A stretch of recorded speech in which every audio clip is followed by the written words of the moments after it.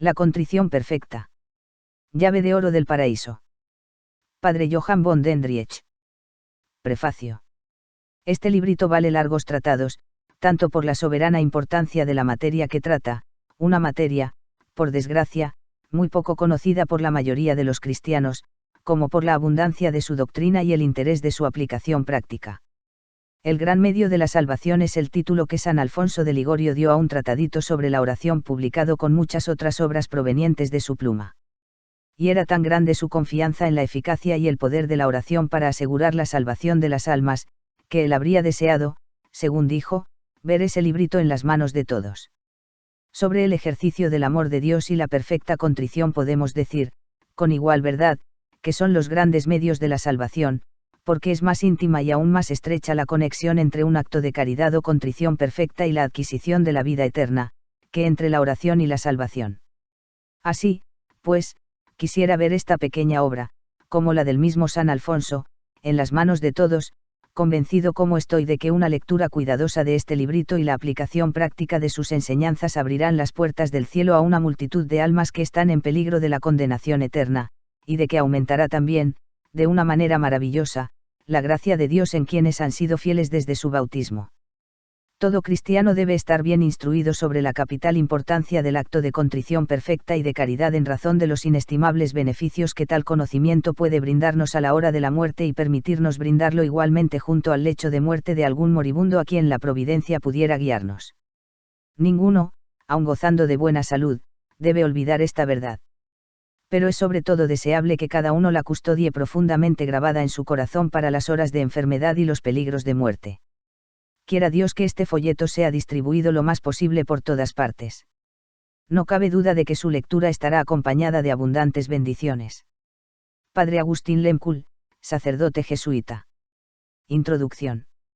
Querido lector, doy por probable que al ver este librito La llave de oro del paraíso sientas curiosidad por saber si el contenido corresponde al título. Quizás te veas inspirado por cierta desconfianza y te preguntes inquieto si no estarás viéndote con un caso más de literatura sensacionalista y simplista de masas. Pues bien, en este caso, querido lector, debo decirte que no es así, sino que esta es una llave genuina y tangible, y ciertamente fácil de manejar, la contrición perfecta. Te puede abrir el cielo, cada día, a cada momento, si has tenido la desgracia de cerrártelo con el pecado mortal, y especialmente si, a la hora de la muerte, no tienes a tu lado a un sacerdote, dispensador de la divina misericordia. La contrición perfecta será la última llave que, con la gracia de Dios, te abrirá el cielo. Pero para eso debes haber adquirido el hábito de emplearla efectivamente durante la vida. ¿Cuántas almas se han asegurado el cielo gracias a la contrición perfecta, que sin ella se habrían perdido irremediablemente? Si fuera capaz de cruzar las regiones predicando la palabra divina, dijo el erudito y piadoso cardenal Francelin, mi tema favorito de sermones sería la contrición perfecta. La contrición perfecta. Primero. ¿Qué es la contrición? La contrición es el dolor de alma y el odio por los pecados cometidos. Debe estar acompañada del buen propósito, es decir, de una firme resolución de corregirse y no pecar más. Para que la contrición sea real es necesario que sea interior, que salga de las profundidades del corazón, no debe ser entonces una simple fórmula pronunciada sin reflexión. Tampoco es necesario mostrarla con suspiros o lágrimas, etc. Todas esas demostraciones pueden ser indicadores, pero no son la esencia de la contrición. Esta reside en el alma y en la voluntad determinada a huir del pecado y volver a Dios. Además, la contrición debe ser universal, es decir, debe extenderse a todos los pecados cometidos, al menos todos los pecados mortales. Finalmente, debe ser sobrenatural y no meramente natural, porque entonces no serviría. Es por esto que la contrición, como todas las cosas buenas, debe provenir de Dios y de su gracia. Solo la gracia de Dios puede engendrarla en nosotros. Sin embargo, Dios siempre nos concede la gracia necesaria con tal de que se la pidamos, con tal de que poseamos una buena voluntad y un arrepentimiento sincero y sobrenatural. Si nuestro arrepentimiento se basa en un motivo de interés, o en una razón puramente natural, por ejemplo males temporales, vergüenza o enfermedad, solo tendremos la contrición natural sin mérito alguno. Pero si está basada en alguna verdad de la fe, por ejemplo, el infierno, el purgatorio, el cielo, Dios, etc., entonces verdaderamente poseeremos una contrición sobrenatural. Esta contrición sobrenatural puede ser a su vez perfecta o imperfecta, y aquí hemos llegado a nuestro tema de la contrición perfecta. ¿Qué es, entonces, la contrición perfecta? En breves palabras, la contrición perfecta es la contrición basada en el motivo del amor, y la contrición imperfecta es la que se basa en el temor de Dios. La contrición perfecta es aquella que emana del amor perfecto a Dios. Ahora bien, nuestro amor a Dios es perfecto si le amamos por ser Él infinitamente perfecto, infinitamente hermoso e infinitamente bueno, amor de benevolencia, o porque Él nos ha mostrado su amor de un modo tan admirable, amor de gratitud. Nuestro amor a Dios es imperfecto si le amamos porque esperamos algo de Él. De este modo, en el amor imperfecto pensamos sobre todo en los favores recibidos, y en el amor perfecto pensamos sobre todo en la bondad de aquel que nos brinda estos favores. El amor imperfecto nos hace amar preferentemente el favor mismo, mientras que el amor perfecto nos hace amar al autor de estos favores, y antes que por sus dones más bien por el amor y la bondad que estos dones manifiestan. Del amor emana la contrición. En consecuencia, nuestra contrición será perfecta si nos arrepentimos de nuestros pecados en razón del amor perfecto a Dios, ya sea por benevolencia o por gratitud. Será imperfecta si nos arrepentimos de nuestras faltas por temor de Dios, sea porque el pecado nos ha hecho perder el premio que se nos prometía, a saber, el cielo, o porque nos hemos ganado el castigo impuesto al pecador, el infierno o el purgatorio. En la contrición imperfecta pensamos particularmente en nosotros mismos y en los males que nos trae el pecado, según la luz de la fe. En la contrición perfecta pensamos especialmente en Dios, su grandeza, su belleza, su amor y su bondad. Consideramos el pecado como una ofensa y como que ha sido la causa de los muchos sufrimientos padecidos para redimirnos. Deseamos no solo nuestro bien, sino más bien el de Dios. Un ejemplo nos ayudará a entender esto mejor: cuando San Pedro negó a nuestro Salvador, salió afuera y lloró amargamente. ¿Por qué lloró? Fue por la vergüenza que pasaría ante los otros apóstoles. En tal caso habría sido un dolor puramente natural y sin mérito. ¿Acaso sería porque su divino maestro lo iba a despojar de su dignidad de apóstol y de pastor supremo, o apartarle de su reino? En este caso la contrición sería buena, pero imperfecta. No. Se arrepiente, llora por haber ofendido a su amado Señor, tan bueno, tan santo y tan digno de amor. Llora por haber respondido a tan inmenso amor con una negra ingratitud, y eso es la contrición perfecta. Ahora bien, querido lector, ¿no tienes tú también el mismo motivo que San Pedro para detestar tus pecados, por amor, en razón del amor perfecto, y por agradecimiento? Sin lugar a duda los favores de Dios son más numerosos que los cabellos de tu cabeza y cada uno de ellos debería hacerte repetir las palabras de San Juan: amemos a Dios porque Él nos amó primero, Juan 4,19. ¿Y cómo te ha amado Él? Te he amado con amor eterno, dice Dios mismo, por eso misericordioso te atraje a mí, Jeremías 31,3. Con amor eterno te he amado. Desde toda la eternidad, aún antes de que hubiera huella tuya sobre la tierra, Él posó en ti esta mirada de amor que lo penetra todo.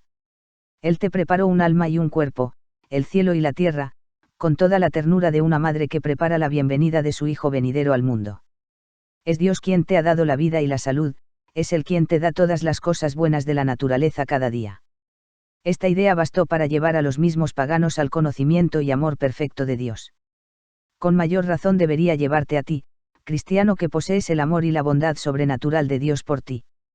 Por medio del profeta dice: tuve compasión de ti. Tú estabas condenado como todos los hombres como resultado del pecado original. Dios envió a su único Hijo que vino a ser tu Salvador y te redimió con su sangre, muriendo en la cruz. En ti pensó amorosamente en su agonía en el huerto de los olivos, cuando derramó su sangre a causa de los azotes y las espinas, cuando anduvo, llevando su cruz, el largo y doloroso camino del Calvario. Cuando, clavado en la cruz, expiró en medio de terribles tormentos, Él pensó en ti, con tierno amor, como si fueras la única persona en el mundo. ¿Qué haremos después de todo esto? Amemos a Dios, porque Él nos amó primero. A lo dicho súmese que Dios te atrajo así por medio del bautismo, que es la primera y principal gracia de la vida, y por la Iglesia, en cuyo seno fuiste entonces incorporado. ¿Cuántos hombres pudieron alcanzar la fe verdadera solo a fuerza de esfuerzo y sufrimientos? En cambio a ti, Él te la concedió desde la cuna, por puro amor. Él te atrajo hacia sí, Él te atrae cada día por medio de los sacramentos y un sinnúmero de gracias, interiores y exteriores, que derrama sobre ti. Estás, por así decirlo, sumergido en un océano, el océano de la bondad y amor divino, y Él quiere nuevamente coronar todas estas gracias colocándote cerca de Él y haciéndote eternamente feliz. ¿Qué le darás por tal amor? ¿Acaso no es verdad que debes retornar algo por estos anticipos? Entonces amemos a nuestro Dios, porque Él nos amó primero. Vayamos al punto, ¿cómo has respondido al amor de un Dios tan amable y tan bueno? Sin duda con tu ingratitud y con tus pecados. Pero, no estás arrepentido de tu ingratitud. Ah, sí, sin duda alguna, y ardes en el deseo de enmendarte, de compensarlo con un amor sin límites. Bien, entonces, si eso es así, tú tienes en este momento contrición perfecta, la cual está basada en el amor de Dios y la cual también es llamada contrición de amor o de caridad. Pero en la misma contrición de caridad hay un grado más elevado aún, que consiste en amar a Dios puramente por ser el infinitamente glorioso, infinitamente perfecto y digno de ser amado, en abstracción de su misericordia por nosotros. Hagamos una comparación. En el firmamento hay un número de estrellas tan distantes que no alcanzamos a percibirlas, y sin embargo son tan grandes y tan brillantes como el sol que tan gratuitamente nos otorga el calor y la vida. Del mismo modo, supongamos que el hombre nunca hubiera estado en la posesión de la eterna estrella que es el amor de Dios. Supongamos que Dios no hubiera creado el mundo ni a criatura alguna, Él no sería menos grande, ni menos hermoso, ni menos glorioso, ni menos digno de ser amado, porque Él es el mismo, y en razón de sí mismo es el bien más grande, el más perfecto y el más amable. Tal es el sentido de la fórmula, me arrepiento de todo corazón. Porque tú eres infinitamente amable y deploras el pecado. Reflexiona un momento y considera el amor de Dios, contempla en especial los amargos sufrimientos del Salvador. Esta reflexión te hará entender con facilidad y penetrará tu corazón. He aquí, entonces, los medios prácticos para alcanzar la contrición perfecta. Segundo. ¿Cómo se obtiene la contrición perfecta? Primero que todo debe recordar que la contrición perfecta es una gracia, y una gracia grande, de la misericordia de Dios. Y debes pedírsela ardientemente. Pídesela no solo en el momento en que deseas hacer un acto de contrición, sino frecuentemente. Debería ser el objeto de nuestros deseos más ardientes. Por tanto, repite con frecuencia: Dios mío, concédeme la perfecta contrición por todos mis pecados. Nuestro Señor te concederá esta petición si ve en ti un deseo sincero de agradarle. Dicho esto, he aquí el medio cómo fácilmente podrás hacer un acto de contrición perfecta. Arrójate a los pies de un crucifijo, sea en la iglesia o en tu habitación, donde te imagines en la presencia de Jesús crucificado, y, a la vista de sus heridas, medita con devoción por unos momentos, y di a ti mismo: ¿quién es, pues, el que está clavado en la cruz? Es Jesús, mi Dios y mi Salvador. ¿Qué es lo que sufre? Su cuerpo desgarrado cubierto de heridas muestra los tormentos más terribles. Su alma está inundada de penas e insultos. ¿Por qué sufre? Por los pecados de los hombres y también por los míos. En medio de su amargura, Él se acuerda de mí, sufre por mí. Él quiere expiar mis pecados. Detente aquí, mientras la cálida sangre de tu dulce Salvador cae gota a gota sobre tu alma. Pregúntate cómo has respondido a las muestras de ternura de tu amable Salvador. Recuerda tus pecados, y, olvidándote por un momento del cielo y del infierno, arrepiéntete especialmente porque tus pecados han sido los que redujeron a tu Salvador a tal estado. Prométele que no lo enclavarás nunca más en la cruz con un nuevo pecado, y finalmente recita, lentamente y con fervor, un acto de contrición. El acto de contrición puede ser expresado de muchas maneras, conforme a los sentimientos de cada penitente. A continuación viene uno de los más conocidos. Pésame, Dios mío, y me arrepiento de todo corazón de haberos ofendido. Pésame por el infierno que merecí y por el cielo que perdí. Pésame por la ingratitud con que respondí a vuestros favores. Pero mucho más me pesa porque pecando ofendí a un Dios tan grande, bueno y digno de amor como vos. Antes querría haber muerto que haberos ofendido, y propongo firmemente enmendarme, no pecar más y evitar todas las ocasiones próximas de pecado. Concédeme la gracia de ser fiel a este propósito. Amén. En esta oración expresamos 3 motivos de contrición: el primero es de contrición imperfecta y los 2 siguientes de contrición perfecta. Nada impide, en efecto, unir estos dos tipos de contrición, el primero nos lleva más fácilmente al segundo. Uno por el infierno que merecí y por el cielo que perdí, esto pertenece a la contrición imperfecta.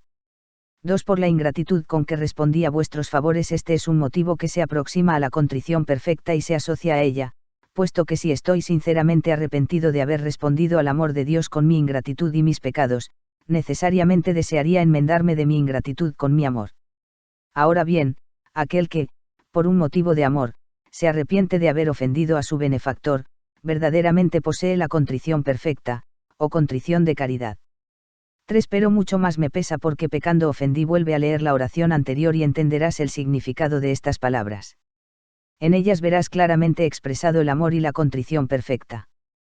Para obtenerla más fácilmente añade las siguientes palabras a tu acto de contrición, sea vocalmente o de corazón: pero mucho más me pesa porque pecando ofendí a un Dios tan grande, bueno y digno de amor como vos, que sois mi Salvador y moristeis en la cruz por mis pecados.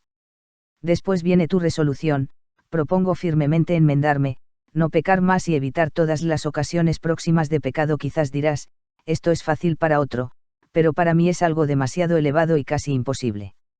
¿Lo supones así? Cambia de parecer. Tercero. Es difícil hacer un acto perfecto de contrición. Sin duda el acto de contrición perfecta es más difícil que el acto de contrición imperfecta requerido para la confesión.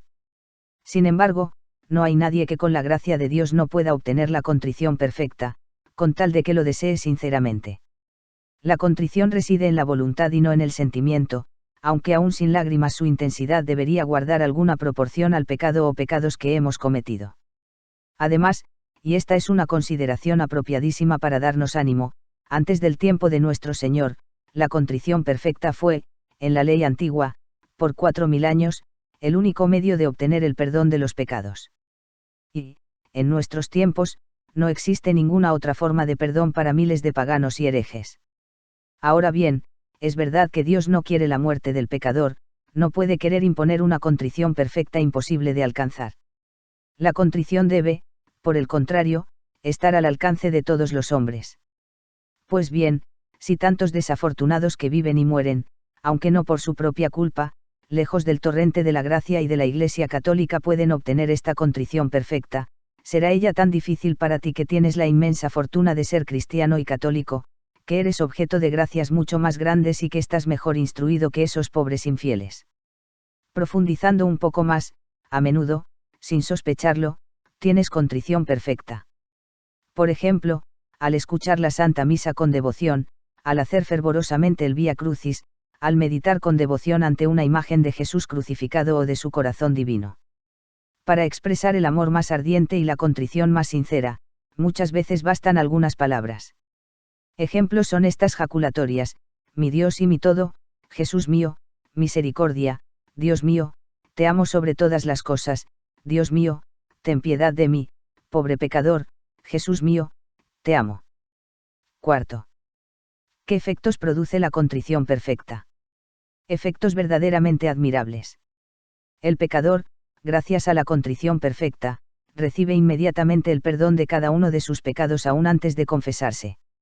No obstante, tiene que hacer la resolución de confesarse cuanto antes, a una hora oportuna. Por supuesto, esta resolución está incluida en la contrición perfecta. Cada vez que hace un acto de contrición perfecta, se le remiten inmediatamente las penas del infierno, recupera todos sus méritos pasados, y se convierte de enemigo de Dios en su hijo adoptivo y coheredero del cielo. Para el hombre justo, la contrición perfecta le aumenta y fortalece el estado de gracia. Le borra los pecados veniales que él ha detestado, y aumenta en él un verdadero y bien entendido amor de Dios. Estos son los efectos maravillosos de la misericordia divina en el alma del cristiano debidos a la contrición perfecta. Quizás te parezcan increíbles. Sin duda, pensarás, que en peligro de muerte deberíamos pedir la contrición, pero, es creíble que la contrición perfecta produzca tales efectos a cada momento. Está bien fundada esta enseñanza sobre la contrición perfecta. Respondo que es tan sólida como la roca sobre la cual está edificada la Iglesia y tan cierta como la misma palabra de Dios. En el Concilio de Trento, la Iglesia, al explicar las principales verdades disputadas por los herejes, declara, sesión 14, capítulo 4, que la contrición perfecta, aquella que proviene del amor a Dios, justifica al hombre y lo reconcilia con Dios, aún antes de la recepción del sacramento de la penitencia. Ahora bien, el concilio no dice en ningún lugar que esto sucede solo en peligro de muerte. Por tanto, la contrición perfecta siempre produce este efecto. Además, la Iglesia apoya todo esto en las palabras de Jesús: cualquiera que me ama, y con la contrición perfecta verdaderamente le amamos, mi Padre le amará, y vendremos a él y haremos nuestra morada con él. Juan 14,23. Dios no puede morar en un alma manchada por el pecado. Por consiguiente, la contrición perfecta o contrición de caridad, borra los pecados. Tal ha sido siempre la enseñanza de la Iglesia, de los santos padres y de sus doctores. Bayo fue condenado por sostener lo contrario. De hecho, sí, como hemos dicho hasta ahora, la contrición perfecta debe haber producido efectos tan admirables en el Antiguo Testamento, en la era de la ley del temor, tanto más producirá esos efectos en el Nuevo Testamento, donde reina la ley del amor. Pero entonces dirá alguno: si la contrición perfecta borra los pecados, ¿para qué confesarlos después?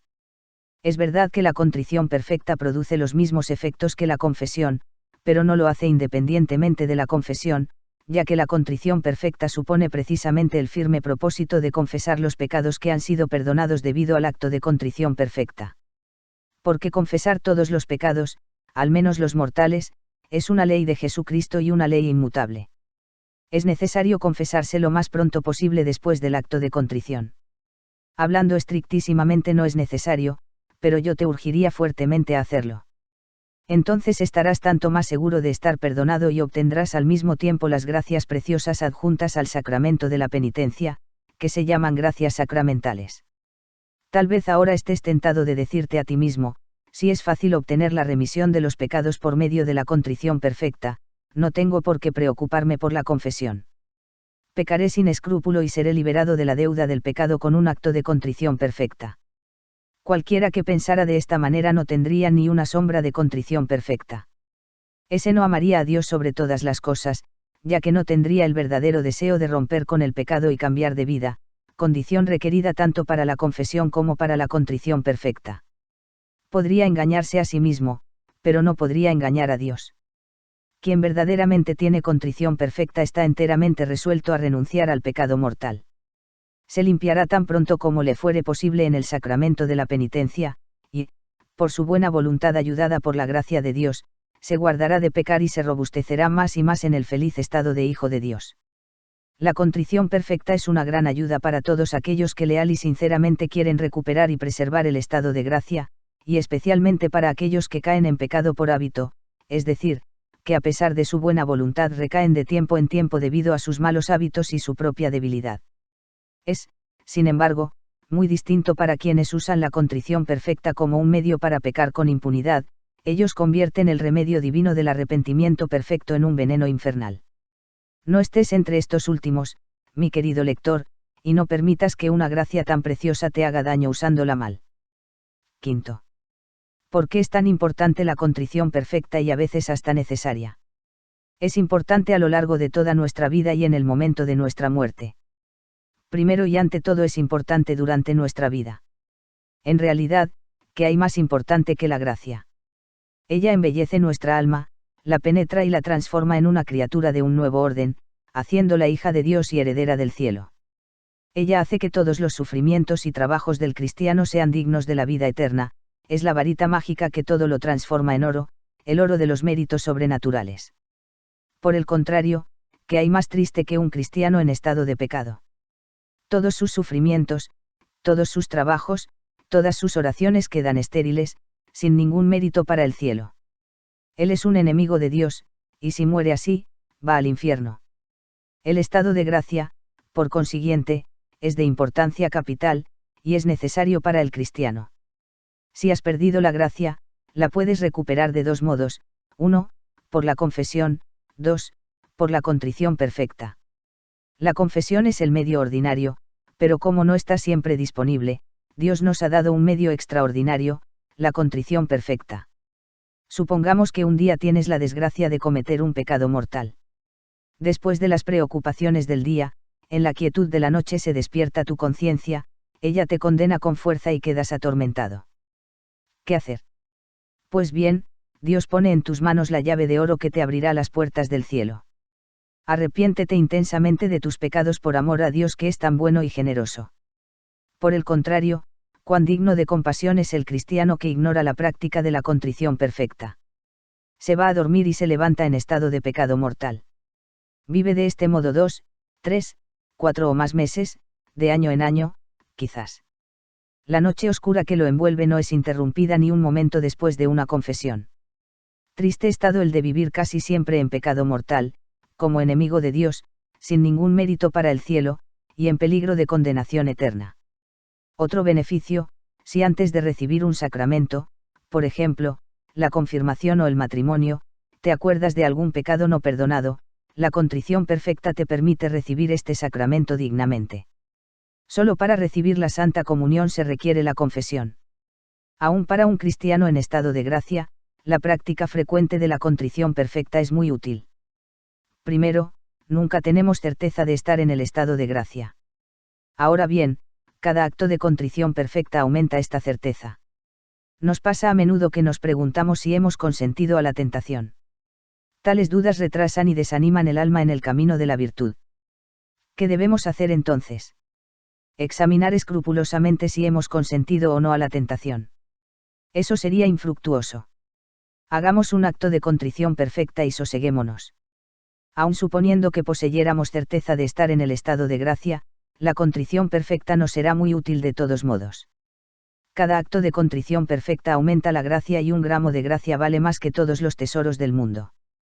Cada acto de contrición perfecta borra los pecados veniales que desfiguran el alma, entonces el alma crece más y más en belleza. Cada acto de contrición perfecta remite el castigo temporal debido al pecado. Recordemos las palabras del Salvador en relación a María Magdalena: le son perdonados muchos pecados, porque ha amado mucho, Lucas 7,47.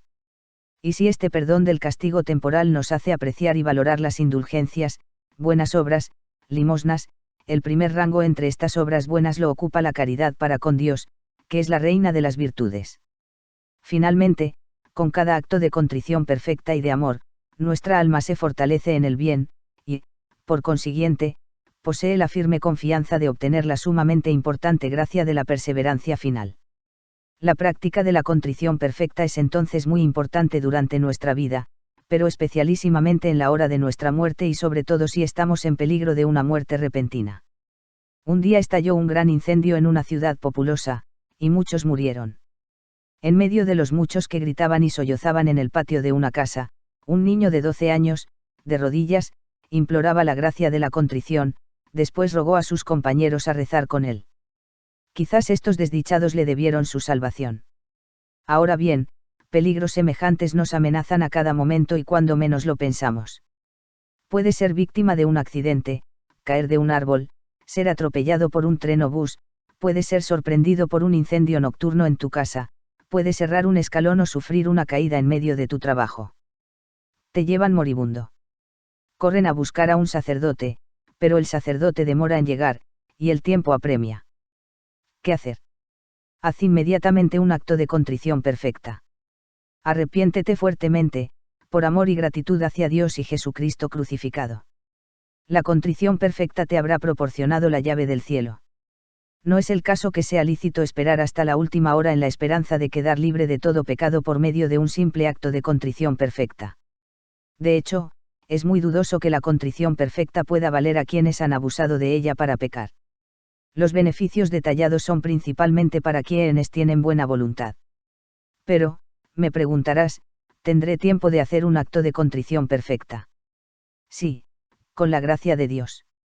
La contrición perfecta no requiere mucho tiempo, especialmente si durante tu vida la has practicado con frecuencia. Lleva solo un instante hacerlo desde lo más profundo de tu alma. Además, la gracia de Dios es más eficaz en el momento de peligro, y nuestra mente está mucho más activa. En el umbral de la muerte, los segundos parecen horas. Hablo por experiencia propia. El 20 de julio de 1886 estuve al borde de la muerte. Fue cuestión de unos 8 a 10 segundos de dolor, el tiempo que lleva rezar la mitad de un Padre Nuestro. En este brevísimo momento, miles de pensamientos cruzaron mi mente. Toda mi vida pasó ante mí con una velocidad inimaginable, al mismo tiempo pensé en lo que me esperaría después de la muerte. Todo esto, repito, sucedió durante el corto tiempo de medio Padre Nuestro. Afortunadamente mi vida quedó a salvo. Dios lo quiso así de modo que pudiese escribir la llave del paraíso. Y bien. Lo primero que tuve que hacer en tal peligro fue lo que nos habían enseñado en el catecismo, un acto de contrición, y recurrir a Dios buscando su protección. Verdaderamente, fue entonces cuando aprendí a amar y atesorar debidamente la contrición perfecta. Después la hice conocer y apreciar donde quiera tuve la oportunidad. Qué pérdida que la gente no entienda mejor su importancia en el momento final. Todos se alborotan, se desconciertan con las lágrimas y los sollozos, pierden la cabeza, corren a buscar al médico o al sacerdote, traen agua fresca y todos los remedios que guardan escondidos. Y mientras el enfermo agoniza quizás ninguno tiene compasión de su alma inmortal, ninguno le sugiere hacer un acto de contrición perfecta. Si te encuentras en una situación semejante, corre al lado del moribundo y, presentándole, si es posible, de manera calma y serena, la imagen de Jesús crucificado, pídele, con voz segura y firme, que reflexione y repita desde lo más profundo de su alma lo que estás por decirle. Luego recítale lenta y claramente el acto de contrición, aun cuando parezca que el agonizante no entiende ni capta nada. Habrás hecho un bien supremo que te ganará su gratitud eterna. Aun si estás tratando con un hereje, ayúdalo en sus últimos momentos de la misma manera. No es necesario hablarle de la confesión. Aliéntalo a hacer un acto de amor a Dios y a Jesús crucificado recitándole lentamente el acto de contrición. Sexto. ¿Cuándo se debe hacer un acto de contrición? Si me has seguido atentamente hasta este punto, querido lector, permíteme de una vez pedirte lo siguiente, por Dios y por tu alma, no dejes pasar una noche sin hacer un acto de contrición junto con tus oraciones. Seguramente no es pecado omitirlo alguna vez, pero lo que te ofrezco es consejo bueno y útil. No digas que el examen de conciencia y la contrición perfecta son buenos para los sacerdotes y las almas perfectas, no digas, no tengo tiempo, a la noche estoy demasiado cansado. ¿Cuánto tiempo necesitas? ¿Media hora? 15 minutos. No, pocos minutos bastarán. Es que no dices algunas oraciones ya estando acostado.